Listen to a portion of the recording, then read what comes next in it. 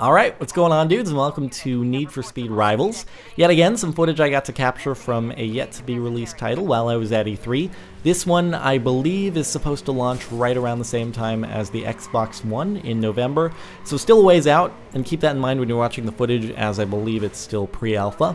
That said, however, it was still fun, despite the fact that I started off a little rocky, but as the round progressed, I started to slowly sort of get the hang of things and improve on the mechanics and sort of figure out what I was aiming to accomplish.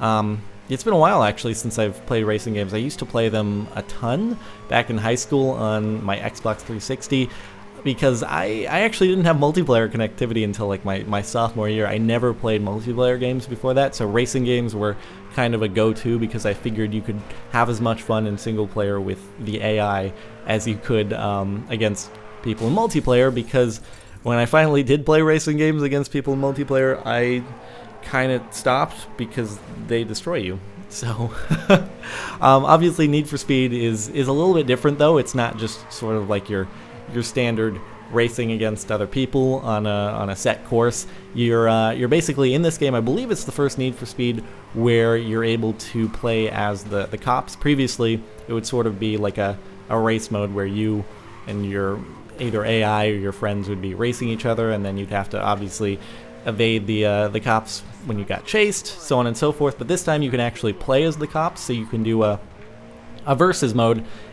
Here it was there were 12 computers set up, I believe, and we were playing sort of 3v3 on each side of the room. So I was one of the cops in this. Obviously, I'm racing in my Koenigsegg Agera R, which is a beautiful car that I would love to have, albeit perhaps a little bit impractical because I'm sure I'd scrape the underside if I ever went into a driveway. But that can't stop me from dreaming.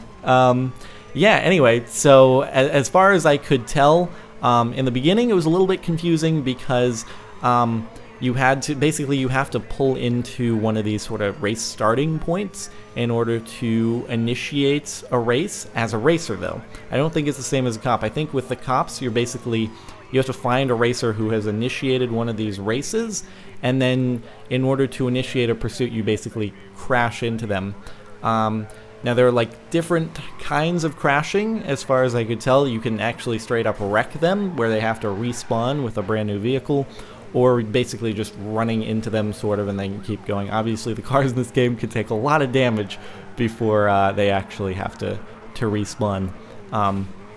So anyway, finally I figured out that you actually, in order to initiate a pursuit, you have to run into one of the racers. So again, just for clarification, the racers here are in the red Ferrari F12s, and all the cops, I think, are in the Agera Rs, which is what I'm driving here. So that you can sort of pay attention to what's what. So anyway, I finally figured out that you have to actually run into one of those guys in order to initiate one of these pursuits, and then your radar in the bottom left-hand corner of the screen will basically turn that person into a red triangle, where before they were orange, and then you can sort of start pursuing them and earning points. And so you have the weapons that you can use as a cop. You can just deploy spike strips, you can use your EMP, and I guess when the game launches there will be like a whole long list of weapons that weren't actually available in the footage you're seeing here. But yeah, so you go on this chase, and you try it. It seems like the easiest way to disable the cars in this is to actually shoot an EMP at them, because then it makes you couldn't see it on this one. I don't think I get EMP'd at all, but I was able to see what it was like while I was waiting to play the game, and basically it turns your screen all kind of staticky and you seem to lose control of your car. So you do that, then the car is disabled, and then your goal in order to end the pursuit and get a ton of points is just to basically ram them as hard as you possibly can, and then you win the chase. You also have a set of challenges on the side of the screen, if you can see that, and when you complete all those you get a whole bunch of points.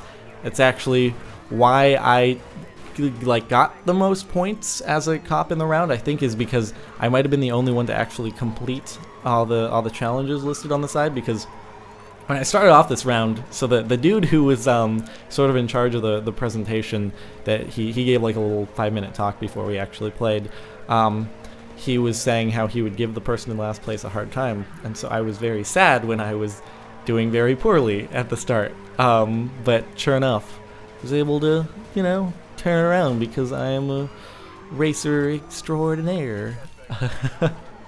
But all in all, it was a fun experience playing it. Yeah,